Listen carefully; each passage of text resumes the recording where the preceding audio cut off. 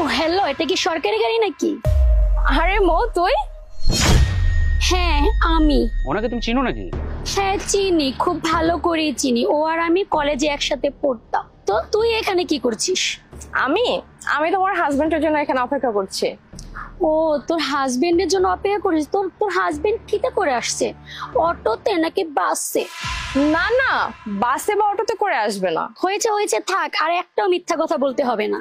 আমি এখন খুব ভালো করে জানি তুই খুব বড় একটা মিথ্যা কথা বানিয়ে বলবি যে তোর হাজবেন্ডের গাড়ি আছে, বাড়ি আছে, আর তোর হাজবেন্ড প্রাইভেট কারে করে আসতেছে। আসলে এগুলো কোনো কিছুই নেই, কারণ তোকে দেখেই বোঝা যাচ্ছে যে তোর একটা ছোট লোক বা কোনো অফিসের দারোয়ানের সাথে বিয়ে হয়েছে। আচ্ছা মৌ, আমি তোর সাথে কেন মিথ্যা কথা বলতে যাব তুই একটু বল আমাকে। তুই না আগে আমার গাড়ির সামনে থেকে সর, কারণ এত বড় গাড়িতে যদি স্কেচ পড়ে না, তাহলে তুই আমাকে এটা ঠিক করার জন্য টাকা দিতে পারবি না, কারণ তোর কাছে এত টাকা পয়সা নেই।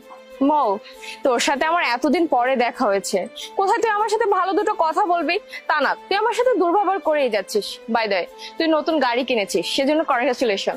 থ্যাঙ্কস, বাট আমি জানি তোদের না এরকম গাড়ি কেনার সামর্থ্য নেই। আর by the way, meet my will be husband Sabuj Khan. আর এই গাড়িটার দাম কত জানিস? 50 লক্ষ টাকা। জীবনে এরকম গাড়ি চোখে দেখেছিস? আর তোরা তো জীবনে কোনোদিন এই গাড়ি কিনতে পারবি না, শুধু দেখেই আফসোস করবি। হ্যাঁ ঠিক বলেছিস, গাড়িটা কিন্তু তোর বেশ সুন্দর। সবুজ জানো, ও আর আমি যখন একসাথে কলেজে পড়তাম না, সবাই না শুধু ওকে দেখতো, আমাকে না কেউ দেখতোই না, আমাকে কেউ পাত্তাই দিত না, সবাই শুধু ওর পিছে পিছে ঘুরতো। মানে ও ছিল ভাইরাল পারসন, ওর হেয়ার স্টাইল, ওর কথা বলার স্টাইল, ওর ড্রেস আপ, সবাই এগুলো দেখে ওর পিছে পিছে ঘুরতো। আর এখন দেখো ওর কি অবস্থা হয়েছে, রাস্তায় কিভাবে একটা সস্তা শাড়ি পরে দাঁড়িয়ে আছে। শোন, যারা যারা তোর পিছনে ঘুরতো না একসময়, তুই যাদের ক্রাশ ছিলি, তারা এখন তোকে দেখলে উল্টা দিকে ঘুরে দৌড়াবে, বুঝছিস? কারণ তোর আর আগের মতো সৌন্দর্যটা নেই।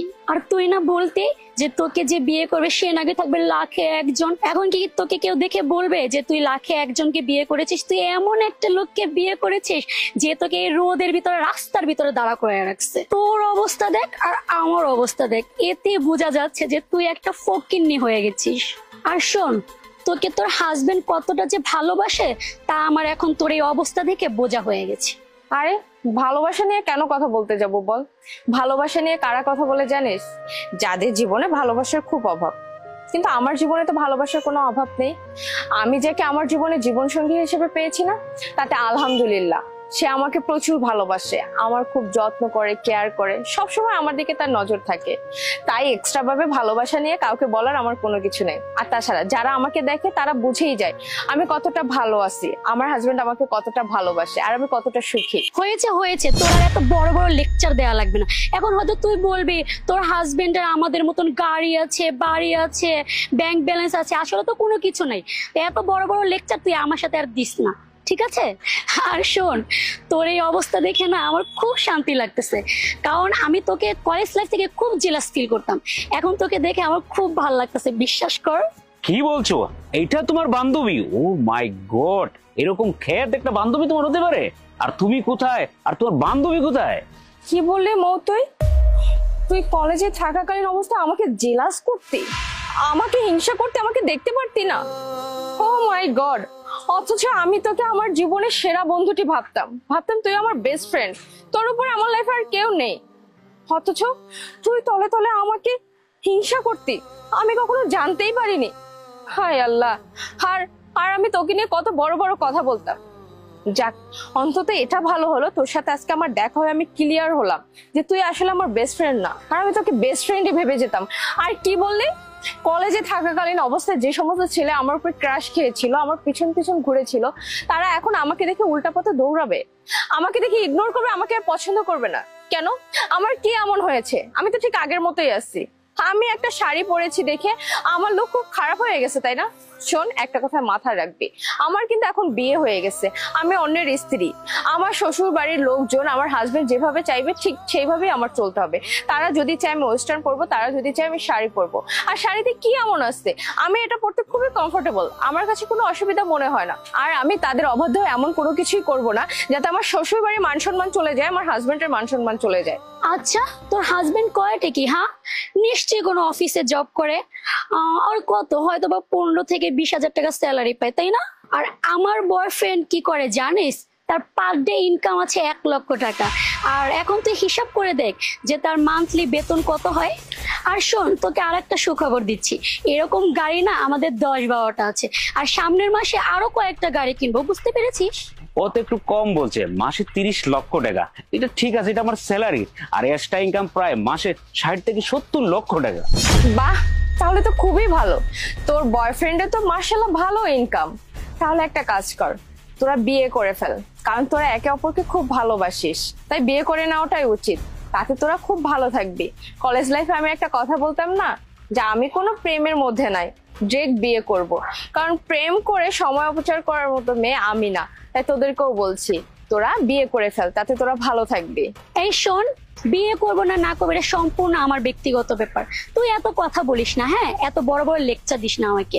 আর শোন, তুই বিয়ে করে তোর কি অবস্থা হয়েছে, সবাই না তোর উপরে ক্রাশ ছিল, তুই হ্যান হবি ত্যান হবি, এখন দেখ তোর কি ফকিন্নি মার্কা অবস্থা। শোন, যারা একসময় তোর পিছে ঘুরতো না, তারা এখন তোর এই গেটআপ দেখে উল্টা পিছে দৌড় দিবে, বুঝছস? আর শোন, তোকে একটা কথা বলি, কলেজ লাইফ থেকে না তোর প্রতি আমার খুব হিংসা হতো, কারণ সব ছেলেরা শুধু তোর পিছে পিছে ঘুরতো, আমাকে কেউ পাত্তাই দিত না, কারণ আমি তোর মতন সুন্দর ছিলাম না। কিন্তু এখন দেখ, তুই এত সুন্দরী হয়ে কি হয়েছে, আজকে তোর অবস্থা দেখেছিস, তোর দিকে না আমার মনে হচ্ছে রাস্তায় একটা কুত্তাও তাকাবে না।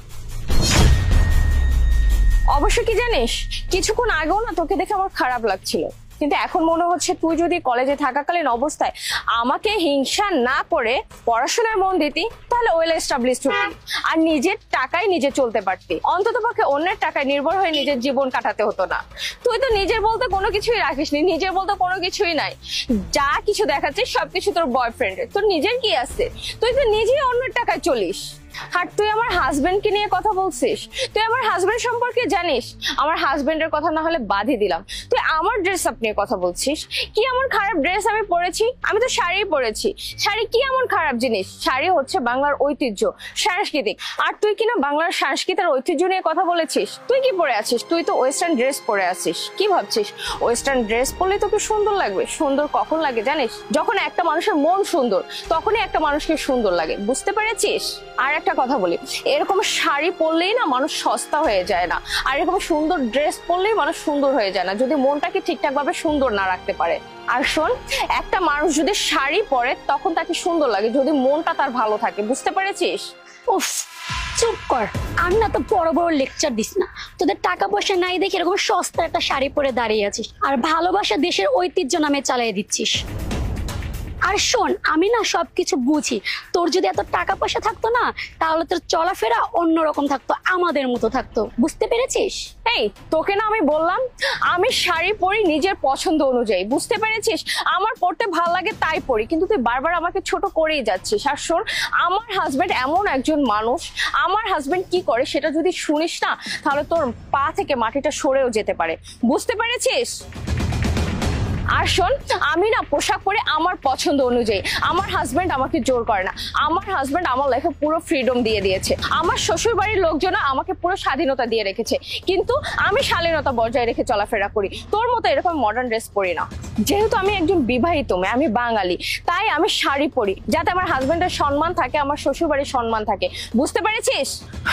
আর আমার হাজবেন্ডকে নিয়ে তোর অনেক আগ্রহ না, সে কে, কি করে, কোথায় চাকরি করে, কত টাকা বেতন পায়, তাহলে তোকে বলেই দেয় যে আমার হাজবেন্ড কে।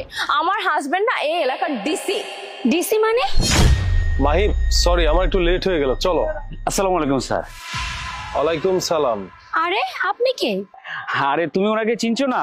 উনি তো এলাকার সম্মানিত একজন ডিসি সাহেব, যার কথা এলাকা চলে। ও মেঘ, তুমি চলে এসেছো, ভালোই হয়েছে তুমি একটু লেট করে আসছো।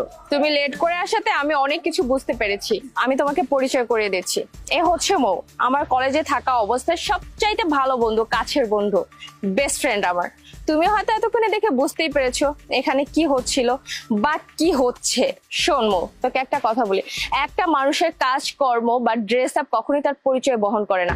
একটা মানুষ শাড়ি পরতেই পারে, একটা মানুষ নর্মাল ভাবে চলাফেরা করতেই পারে, এটা তার কমফোর্টেবল, সে যেভাবে কমফোর্ট ফিল করবে সে ঠিক সেইভাবেই চলাফেরা করবে।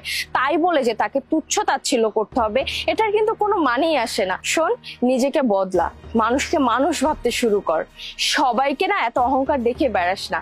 টাকার গরম আজ আজ আছে কালকে নাও থাকতে পারে, কিন্তু একটা বন্ধুত্ব একটা সম্পর্ক না আজীবন থাকবে। দেখবি বিপদে পড়লে সম্পর্কগুলো এসে তোর সামনে দাঁড়াবে।